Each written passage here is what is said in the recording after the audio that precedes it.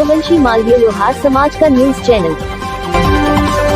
अपनों से अपनी बात हट कदम आपके साथ। लौह पुरुष न्यूज। धोला में भजन संध्या के साथ शुरू हुआ श्री रणछोड़ भगवान महामंदिर का 2 दिवसीय चतुर्थ वर्षगांठ वार्षिकोत्सव। श्री देववंशीय मालवीय लोहार समाज भीमरी पट्टी धोला जिला पाली के तत्वावधान में धोला कस्बे में स्थित श्री रणछोड़ भगवान महामंदिर के 2 दिवसीय चतुर्थ वर्षगांठ वार्षिकोत्सव का शुभारंभ सोमवार 20 अप्रैल की शाम भव्य भजन संध्या के साथ हुआ। भजन संध्या में भजन गायक बाबूलाल एंड पार्टी एंड लावास और साथी कलाकारों ने एक से बढ़कर एक भजन प्रस्तुत कर समाज बंधुओं को भाव विभोर कर दिया।